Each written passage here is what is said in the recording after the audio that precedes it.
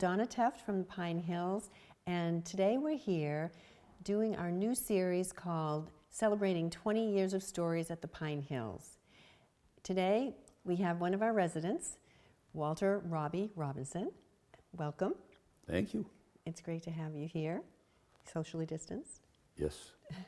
And we're going to talk a little bit about life at the Pinehills in a minute, but we also want to talk a little bit about your life at the Boston Globe, because there's going to be a lot to say about that too. So usually we like to get a little background on how people found out about Pinehills and how they ended up here. I had played golf down here several times in the early 2000s, and I was sort of vaguely aware that they were building houses. It was sort of hard to miss as you went down this or that fairway. And I really liked the golf courses, and I had the sense that there was something interesting going on. So one day I came down to play golf, and I came 2 hours early, and I drove in, and there were homes being built. There were model homes, and I think it was either Pine Cobble or Forest Edge. It was. I went into a couple of model homes, and I looked at them, and I said, wow, these are really great. And how much do these cost? And I was amazed that, you know, you got a little further from Boston, that the prices were reasonable. So a couple of years later, Barbara, my wife, and I were, you know, we had a big home on an acre in Milton. A lot to take care of. A lot to take care of. And since it was on an acre, it was hard to get to know your neighbors. So we started to think, well, we're going to downsize. So of course we ended up downsizing from 3,200 square feet to 3,100 square feet. But it's called right sizing. So, yeah, that's right. So instead of looking in Brookline, Newton, Cambridge, as many people do for a small condo, we said, why can't we sort of think bigger? Plymouth is really close, and we came down here and we started to look, and we just fell in love. Oh. That's before we met anyone. That's cool. And so we built a house, had one of the custom builders do a house for us in 2008. We moved in the spring of 2009, and we love it here, like pretty much everybody else who's here. Well, it makes us happy to hear that it's all worked out so well for you. Yeah. What kinds of things would you say are typical in living at the Pinehills? Because I know now, and we'll talk a little bit more again about the Globe, but probably not working with the Globe at this moment. So how do you fill your days? Well, for the last 11 years, I've been teaching investigative reporting for 7 years at Northeastern. And for the last 4 winters, between January and May, I've had the hardship of living in Phoenix and teaching at the Cronkite School at Arizona State University. Nice gig. So I've been pretty busy doing that. I'm not doing it this winter because I didn't want to teach remotely. But I'm involved in a couple of journalism ventures. I'm still technically at the Globe. My title is editor at large. I don't know what that means. Am I larger than I used to be? And you cover a larger area. yeah, and the Globe calls on me every now and then, and editors and reporters call me seeking advice on different stories they're doing, that sort of thing. And that's a great role, though. Yeah. It's a great role to grow into, and just to realize, you know, how much experience you have in the business and how much you can share and help, which leads me to another question, sort of not in the order I was thinking about, but that's okay. Is, you know, journalism's always journalism, right? But, you know, the world's a different place. There are different ways for people to communicate that information. So what kind of advice would you give young people today that are going into the field of journalism? Because you do it now, you're teaching them. Well, I give advice all the time. Sometimes I'm not sure my advice is up to date because I've really been out of the sort of news gathering part of it now for a good 15 years. And technology has changed journalism so much. And the other thing that's happened to journalism is that a lot of the jobs have gone away. Just to give you one horrific example, 20 years ago, there were 50,000 reporters at daily newspapers in the United States. Today, there are only half that number. And so for people getting into it, they have to do more with less. There are fewer jobs. They have to become, and they are, much more entrepreneurial. So that means that unlike people of my generation, they have to know how to do audio. They have to know how to shoot and edit video. Many of them learn how to do podcasts, so that when they land at a news organization, they have all sorts of skills that make them valuable hires. But the root, I don't want to stay on this for too long, but the root of the business, even though the technology has changed, there's still basic skills about being a reporter and about being a journalist. And so those I would not think would change. Those have not changed. I think there's a greater premium now because the public pays a lot more attention, sometimes in kind of a misguided sense to, you know, what's fairness, what's objectivity, this whole notion that some people have that there's this fake news out there, which to me is mostly bull. But the fact of the matter is that the vast majority of the news that's produced in this country is done locally. And it's at the local level where news organizations are hurting the most. The organizations in Washington, D.C., they're doing fine. Okay. But it's at the local level where people need to be concerned, because when you don't have news coverage in a community, then civic engagement becomes really much more difficult. People don't get involved as much. They're not as well informed. Their ability to vote thoughtfully in elections is diminished because of the lack of good information that's around. So this is kind of a tenet of our democracy. Yes, it is. That a free press has long provided, and for largely economic reasons, the internet, we don't have the revenues, and therefore we don't have the resources and the reporters to do the kind of coverage that we used to do. I guess, knowing all the folks you know in the business, is there a solution to this? I mean, do we see that there's a way to get back some of the, I guess, some of the staff, some of the skills, some of the, what is that answer? Yes, it's ultimately advertising or dollars to come in revenue-wise, but what are you hearing? Like, what's the forecast? Well, you know, it used to be that advertising subsidized the subscriber base. And at the Globe, as one example, 75 to 80% of the revenue used to be from advertising. And most of that's gone.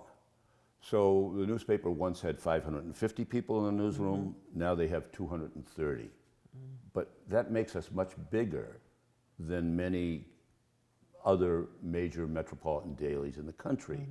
And the reason we're able to be much bigger is that we have a very large and growing digital-only audience, people who subscribe to the Globe and they read it on their tablets or their iPhones at home, and that's the future. The future is to get people to pay without having to print and deliver a paper to their doorstep, which is expensive. It's a big part of the cost of a newspaper. So there is a future for those news organizations that are able to attract people digitally. Tell us a little bit about your time on the Spotlight team, and just generally, what's it like to be an investigative reporter? Since you've done so many things, like I said, you've done Metro, you've been editor at large, you've done international, you were in Washington D.C., but investigative, it sounds pretty heavy. Well, when you think about it, what you hope is that every reporter is at heart an investigative reporter, that every reporter sees his or her job to hold powerful people and institutions accountable. And in order to do that, you can't simply go, for instance, to a press conference and hear the governor say thus and so and just regurgitate that in the paper.